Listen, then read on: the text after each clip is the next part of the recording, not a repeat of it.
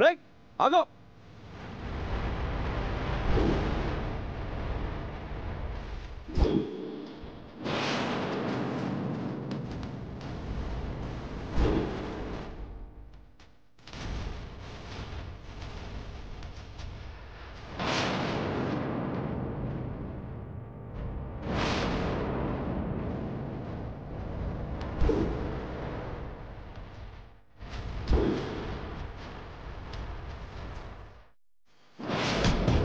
ఎవడ్రా నువ్వు? ఎవడ్రా?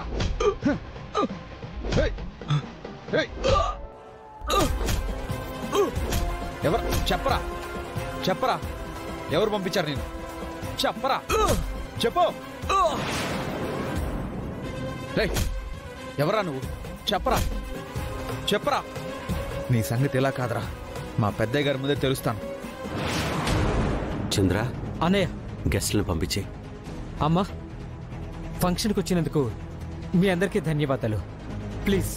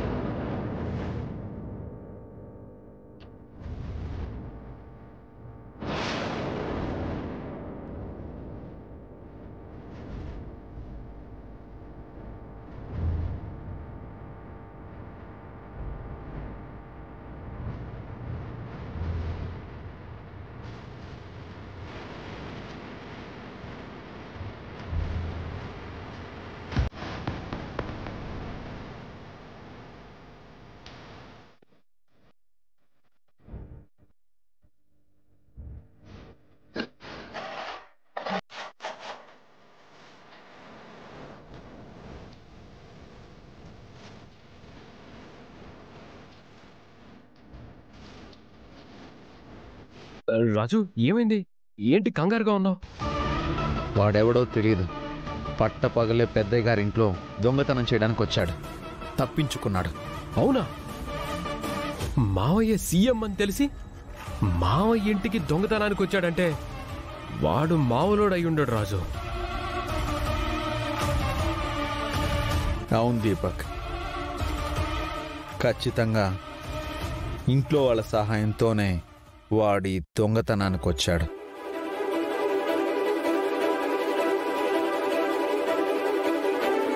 ఈ సహాయం నువ్వే చేసుంటావని నాకు తెలుసు. ఎందుకు వాడికి సహాయం చేశావు? వాడెవడికో నేను సాయం చేయడం ఏంటి రాజు? ఎంత కాదనుకున్నా అది మా మావయ్య ఇల్లు. నిన్న రాత్రి అమ్మగారి గదిలో ఉన్న డబ్బుని మీ అమ్మ దొంగతనం చేయాలని చూసి దొరికిపోయింది. మీ అమ్మ దొరికిపోయి ఒక్కరోజు కూడా పూర్తి అవ్వకుండానే మళ్ళీ దొంగతనం జరగబోయింది. పైగా రాత్రి నుండి నువ్వు ఇంట్లో కూడా లేవు. వాడు తెచ్చే డబ్బు కోసం ఇక్కడే ఎక్కడో దాక్కొని చూస్తున్నట్టు వాడిని చూసి పరిగెత్తుకుంటూ వచ్చావు.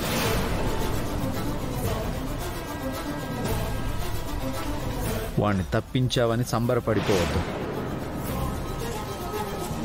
వాణ్ణి వదిలిపెట్టను, వాడి వెనకాల ఉన్న వాళ్ళని వదిలిపెట్టను. అందరినీ పట్టుకుంటాను. మర్యాదగా ఎవరు తప్పు చేశారో ఒప్పుకున్నారా బతికిపోతారు, లేదంటే మాత్రం నా చేతిలో చచ్చిపోతారు.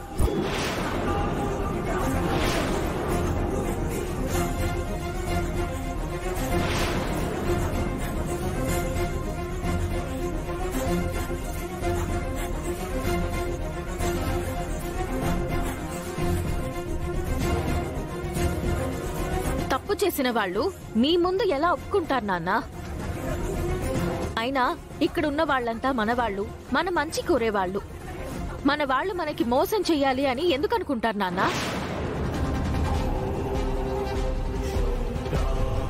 బాబాయ్ దగ్గర డబ్బున్నట్టు బాబాయ్కి డబ్బు ఇచ్చిన అతనికి కూడా తెలుసు కదా నాన్న. వాళ్ళ సైడ్ నుంచి ఏమైనా జరుగుంటుందేమో ఒకసారి ఆలోచించండి.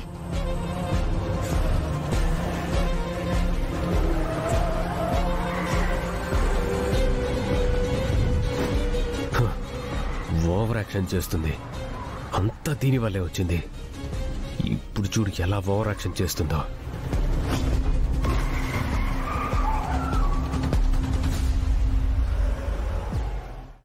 అమ్మ రూప, అతను అలాంటి వాడు కాదు. వాళ్ళ నాన్న నా దగ్గర 15 ఏళ్ల నుంచి పనిచేస్తున్నాడు. చాలా నిజాయితీపరుడు. అతని కొడుకు కూడా నాకు తెలుసు.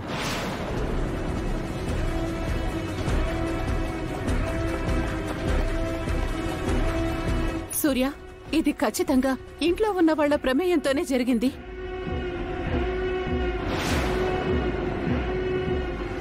నువ్వేం చేస్తావో నాకు తెలీదు. ఈ న్యూస్ బయటికి వెళ్లేలోపు వాడు నా కళ్ళ ముందుండాలి.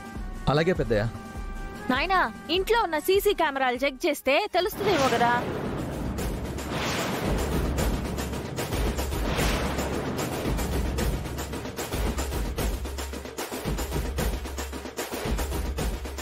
అవును పెద్దయ్య. సరే, చెక్ చేయండి రాజు. పద.